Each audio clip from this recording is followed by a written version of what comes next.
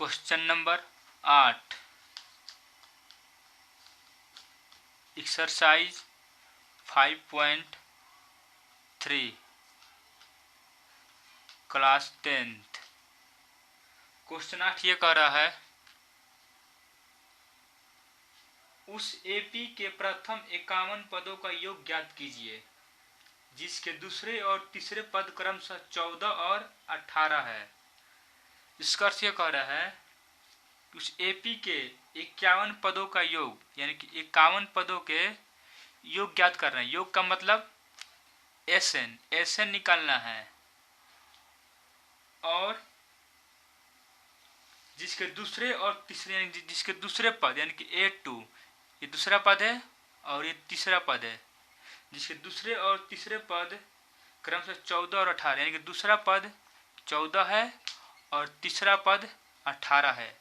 तो A2 का क्या होता है, यहाँ पर लिखते हैं एन, यहाँ पर एन लिखते हैं, यहाँ एन के मान 2 है। एन के मान कितना है 2। तो एन बराबर क्या होता है a plus N minus 1 into d. यहाँ ए हो गया ए, या एन के मान कितना है 2 है। तो A2 is equal to a plus n का मान कितना है 2 है।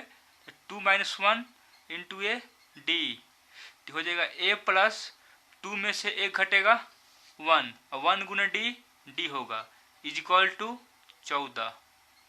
यानी कि दूसरा पद है ये, यानी कि ए प्लस डी बराबर 14।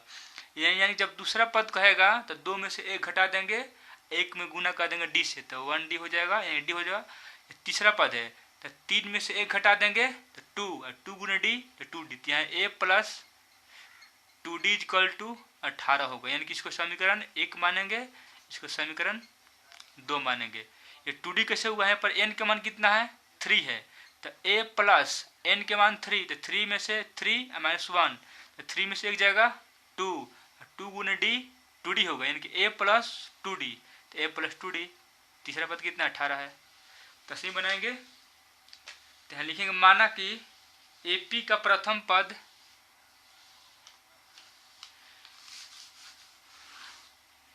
लिखेंगे माना कि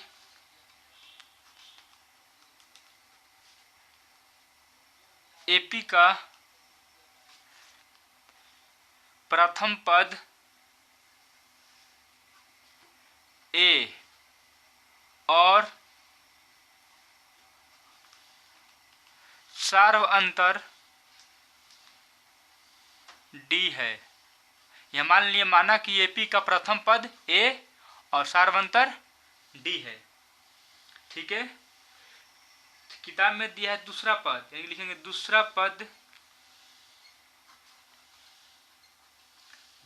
क्या कहते हैं A2 कहते हैं। और A2 बराबर अभी बताए रफ में ए प्लस 2 में से एक गया 1 और 1 गुना डी 1D यानी कि 1 गुना डी होगा इक्वल टू दूसरा पद कितना दिया है 14 तो 14 समीकरण 1।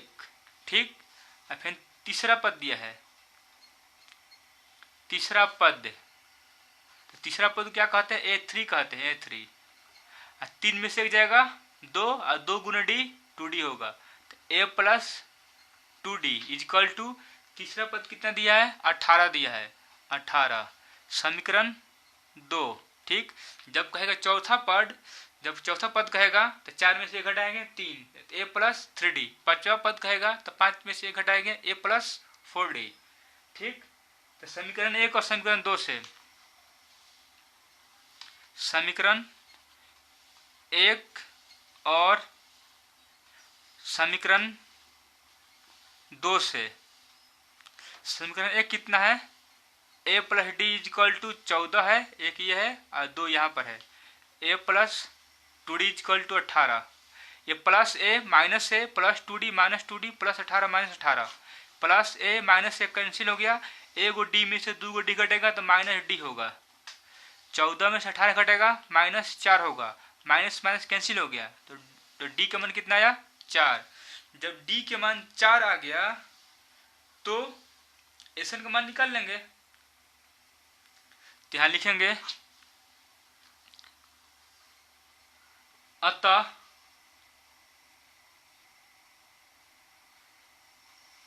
ए इज इक्वल टू,